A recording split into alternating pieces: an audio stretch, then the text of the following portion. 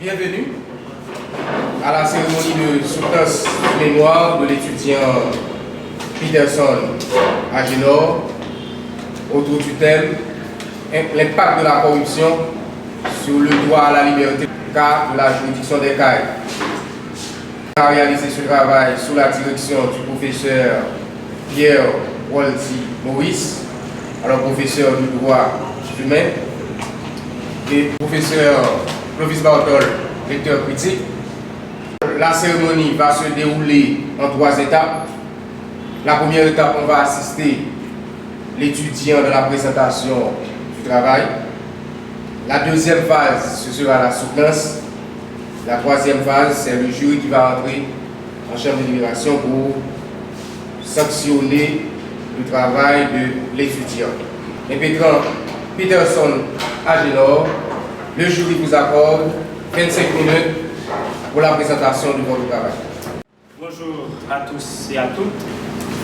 Alors, bien avant d'entamer notre exposé oral, je tiens à remercier majestueusement les membres du jury ici présents.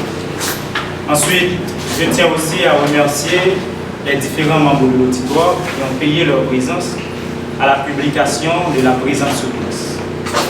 En effet, l'événement qui est à l'ordre du jour est une soutenance de mémoire de fin d'études de droit qui s'intitule « L'impact de la corruption sur le droit à la liberté de la personne, cas de la juridiction des faits ». En effet, comme put à dire Emmanuel Kant, la liberté est l'unique droit originel revenant à chaque homme en vertu de son humanité.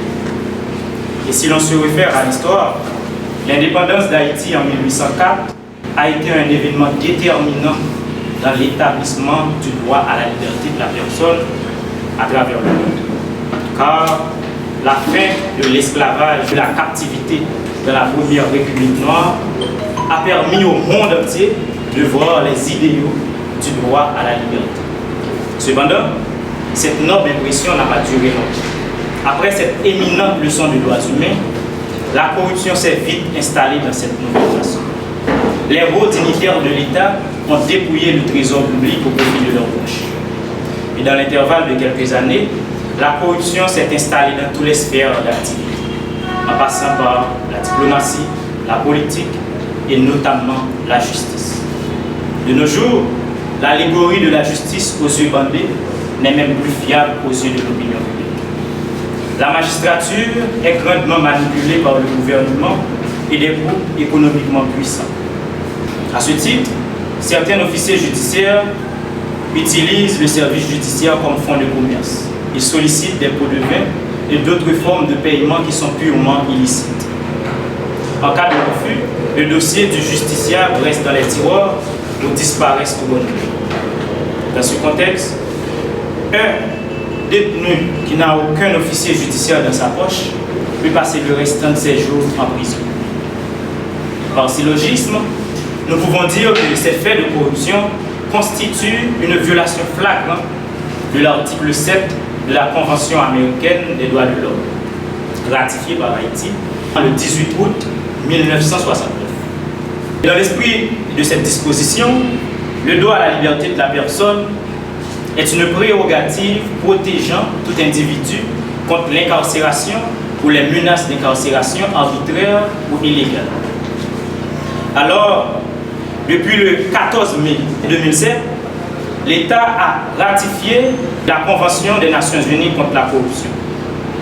Puis, le 9 mai 2014, l'État a aussi adopté une loi portant prévention et répression de la corruption en Haïti. Alors, on se demande pourquoi, jusqu'à date, aucune condamnation pour corruption n'est connue au sein de la justice pénale en Haïti. Depuis le 8 septembre 2004, l'État a pris un décret créant une institution qui se nomme l'ULCC, l'unité de lutte contre la corruption. Puis, le 13 novembre 2007, l'État a adopté une loi créant une institution responsable du contrôle disciplinaire de la magistrature. Alors, pourquoi la corruption persiste-t-elle encore dans la juridiction des cas?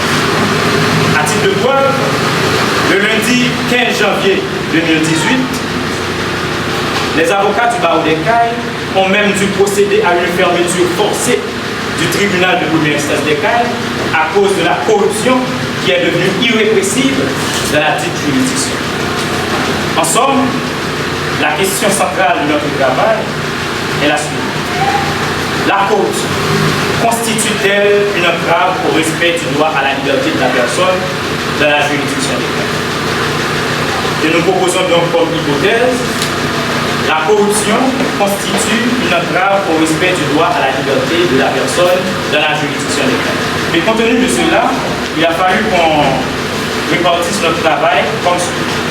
Au premier partie de notre travail, il s'intitule Revue littérature sur la corruption, le droit à la liberté de la personne et la justice pénale en Haïti.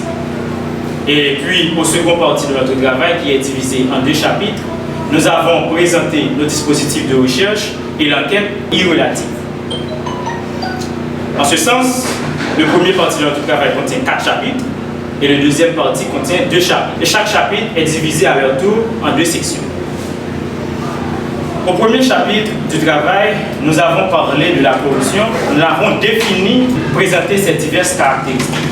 À savoir, selon l'article 3 de la loi sur la prévention et répression de la corruption en Haïti de 2014, la corruption se définit comme étant tout abus ou toute utilisation faite à son profit ou pour autrui, dans le cadre de sa fonction, au détriment de l'État ou d'une collectivité territoriale ou d'un organisme autonome ou d'une ONG, c'est-à-dire une organisation non gouvernementale. Puis, au cours des recherches documentaires, nous avons montré qu'il existe au cours de la législation haïtienne 2 formes de corruption, la corruption active et aussi la corruption passive.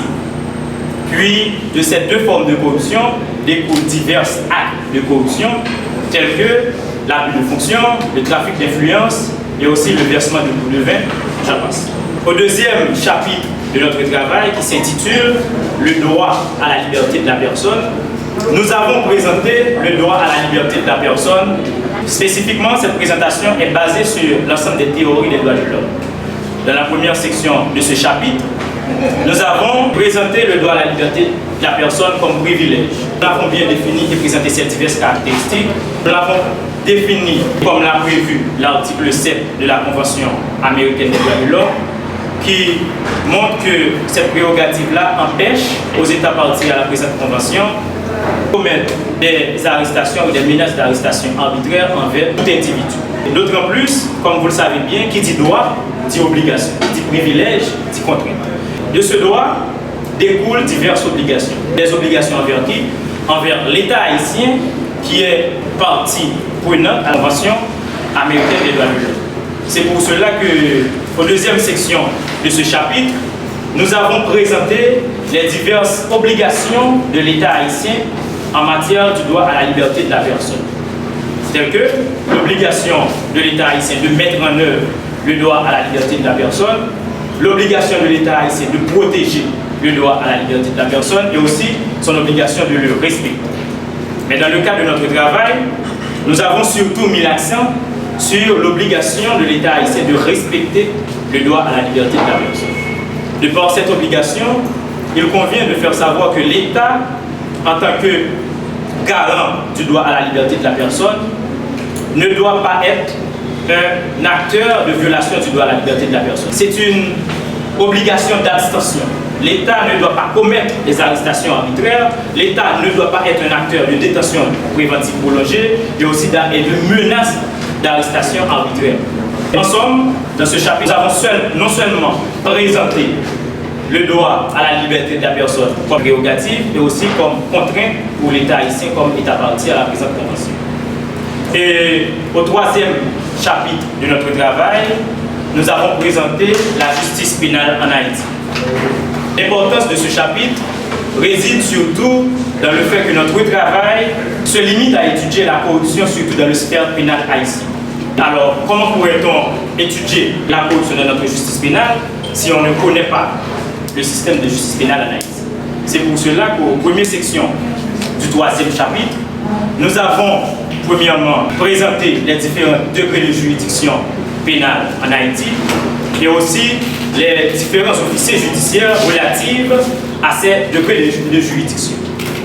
Puis, aux deuxième section de ce chapitre, nous avons présenté quelques problèmes de la justice pénale en Haïti à confondre, tels que le problème d'accès à la justice, le problème de la lenteur de la procédure pénale et aussi le problème de la dépendance de la magistrature haïtienne. Au quatrième chapitre et dernier chapitre de notre cadre théorique, nous avons tissé le lien qui existe entre la corruption et le droit à la liberté de la personne au point de vue national, c'est-à-dire en Haïti. Nous avons montré que, à cause des actes de corruption, à cause de divers actes de corruption, beaucoup de transgressions envers le droit à la liberté de la personne se commettent, tels que l'usage de l'arbitraire dans presque toutes les institutions judiciaires, telles que des arrestations arbitraires, des détentions arbitraires, etc.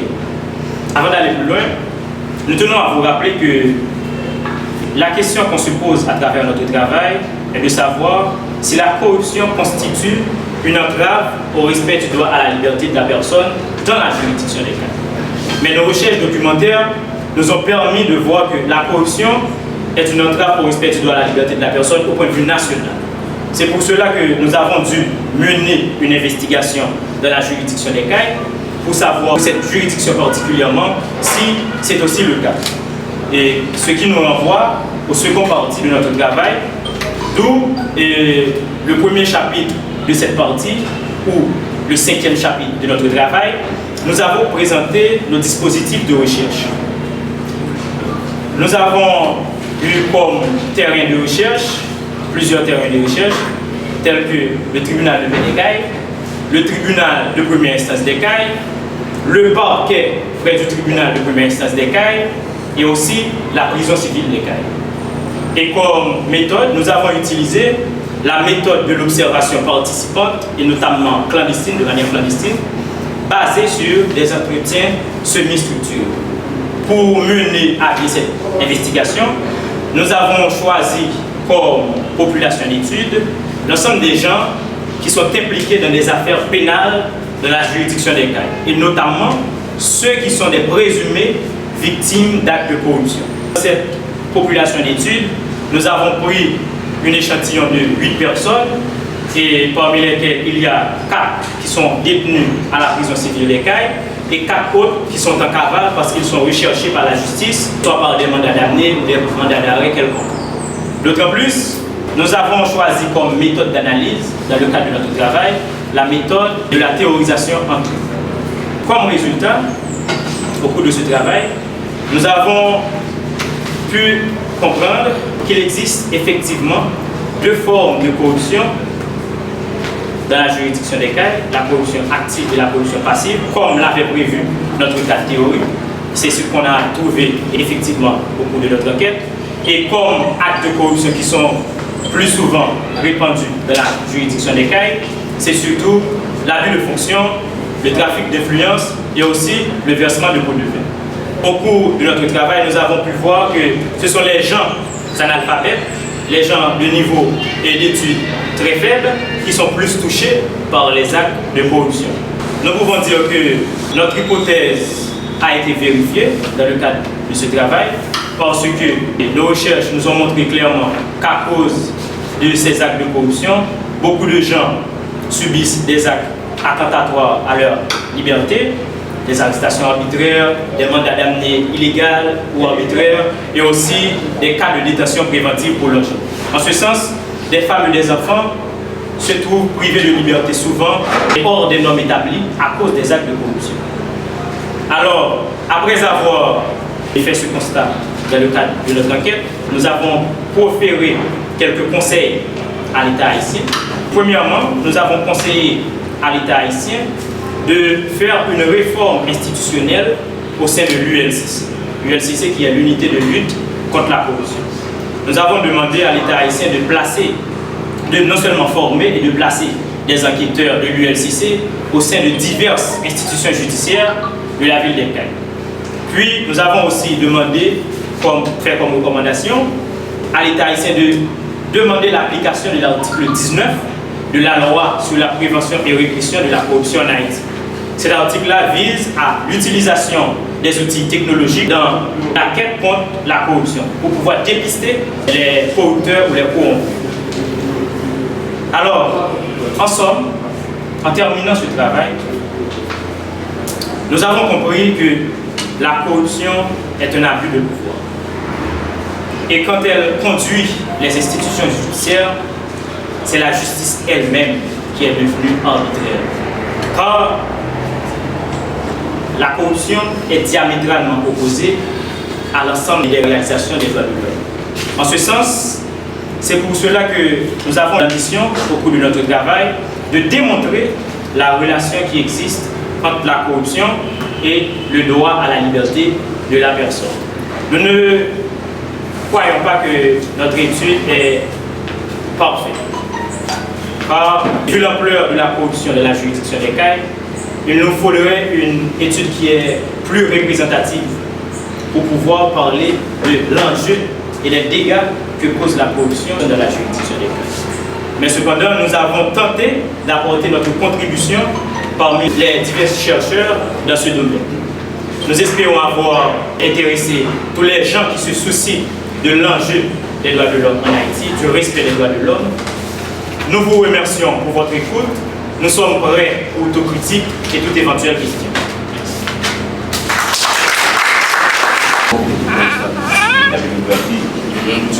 C'est à revoir. C'est à revoir. Et la norme APA, ce n'est pas une norme française, c'est une norme américaine. APA. Une norme américaine, ce n'est pas française. C'est Debré, les normes APA françaises. Pardon? Non, c'est pas le nom pour le psy, parce que je dis c'est pas une norme française, c'est une norme américaine. Non, il a mis une norme française. Non.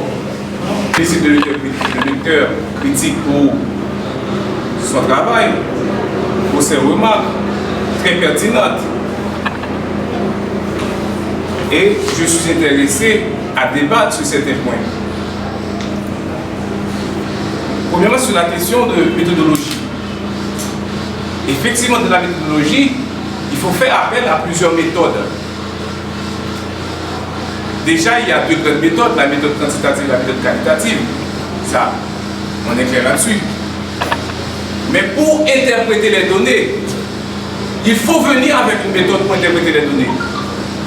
C'est une méthodologie. On ne peut pas, justement, aller sur le terrain, tirer des informations, et quand l'heure arrive d'analyser les données, il faut une méthode d'analyse. Donc l'étudiant a choisi la méthode de théorisation ancrée. C'est-à-dire qu'il a choisi la méthode qualitative, mais en même temps, la méthode de la théorisation ancrée, parce qu'effectivement, il lui faut une méthode. Donc au niveau de la méthodologie, dépendamment de ce qu'on fait, dépendamment de l'étape de la connaissance, il faut avoir plusieurs méthodes. Donc on est clair là-dessus. Bon, pour la question de recherche et l'hypothèse, ça a été vraiment clair au niveau de l'ouvrage. Ensuite, pour la question de l'interprétation des données, j'ai pu remarquer dans la partie méthodologique que l'étudiant a su comparer justement les connaissances tirées du terrain avec les connaissances antérieures, avec ce que dit la littérature sur le sujet. Sur la question de menace d'arrestation, moi en tant que professeur de droits humains, je sais que la Convention américaine relative aux droits de l'homme en a parlé. Et il y a ce qu'on appelle l'habeas corpus préventif. C'est lorsque effectivement il y a une menace sur la liberté de la personne, c'est qu'on a émis un mandat d'arrestation, un mandat de dépôt illégalement, et que la personne est incapable, et bien justement il y a une menace d'arrestation, il y a une menace de privation de liberté sur la personne. Donc c'est pourquoi on a parlé de habeas corpus préventif, parce que la personne n'est pas détenue, mais il y a une menace réelle sur la personne. Sur la question du remplissage pour les mandats, c'est extrêmement important de citer les mandats.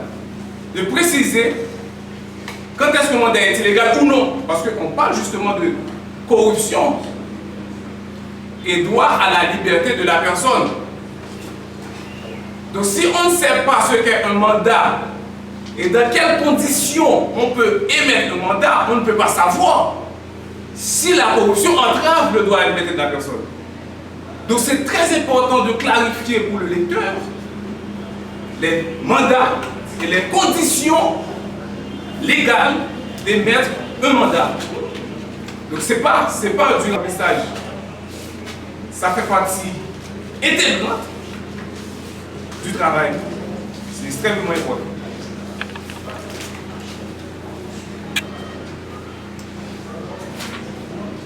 Permettez-moi de poser quelques questions à l'invité.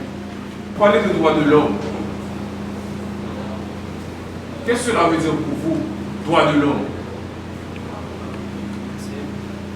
Alors, les droits de l'homme sont des prérogatives. Des prérogatives innées à tout individu dans le monde.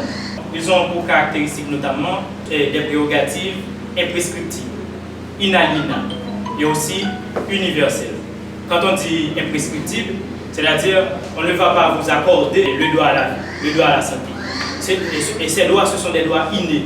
Et il n'y a pas un moment que vous allez perdre les droits de l'homme.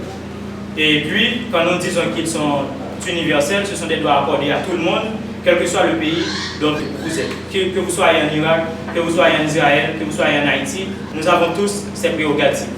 Et ils sont aussi inaliénables parce que ces droits ne devraient pas être violés pour qui que ce soit. Quel que soit votre tranche d'âge, quelle que soit votre condition sociale, quel que soit vous soyez pauvre ou riche.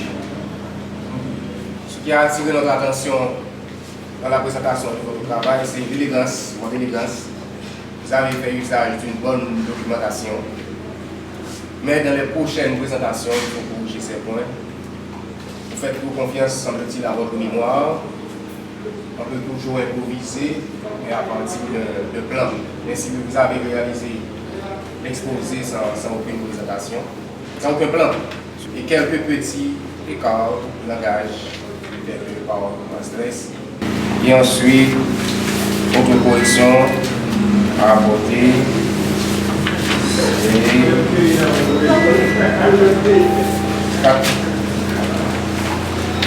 Ainsi que vous les documents trouvés sur Internet, qui sont significatifs. Est-ce que vous avez ajouté les dates de consultation de cette document?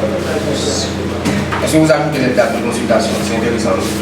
À la fin du document, page 128, les documents trouvés sur Internet, cytographie. Il faut ajouter les dates de consultation. Merci. Date de consultation.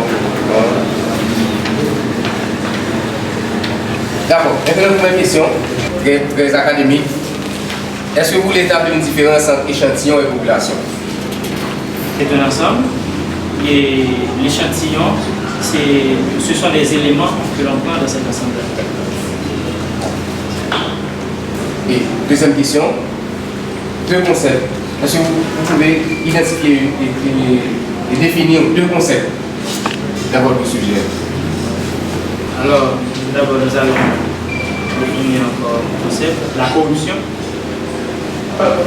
En vertu de l'article 3 de la loi sur la prévention et répression de la corruption de 2014, la corruption se définit comme tout abus, toute violation faite à son profit ou autrui dans le cadre de sa fonction au détriment soit de l'État ou d'une collectivité territoriale, d'un organisme autonome ou d'un ONG. C'est la définition de notre premier concept, la corruption. L'autre concept qui est le droit à la liberté de la personne, qui est le concept de droits humains. Selon l'article 7 de la Convention américaine des droits de l'homme, le droit à la liberté de la personne se définit comme étant une prérogative qui empêche l'arrestation ou la détention ou les menaces d'arrestation arbitraire et illégale. Article 7 de la Convention américaine des droits de l'homme. Une troisième et dernière question. Parce qu'on a dit que dans tout travail de recherche, la première chose à faire, c'est l'identification de problème. Brièvement, quels sont les faits qui ont donné lieu au choix de ce thème de recherche? Les faits, les problèmes que vous avez constatés. En tant que praticien en droit, nous côtoyons au jour le jour les institutions judiciaires de la ville d'Écailles.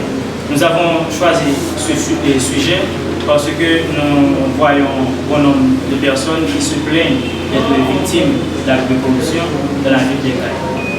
Je peux vous dire bien, même au tribunal de première instance d'Écailles, si vous suivez une audience, vous pouvez voir même en coulisses des gens se plaignent et se disent il y a quelque chose qui était donné en coulisses. Alors, devant ma curiosité, je devais vérifier certaines choses et puis voir son impact sur le droit à la liberté.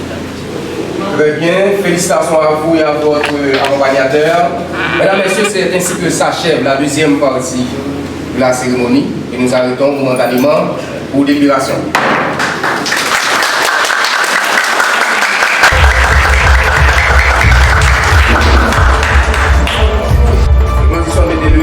Président. Décision du jury. Après avoir entendu l'exposé oral de l'étudiant, il a posé des questions et puis il a envisagé ses moyens de défense. Le jury, par mon organe, octroie la note de 80 sur 100.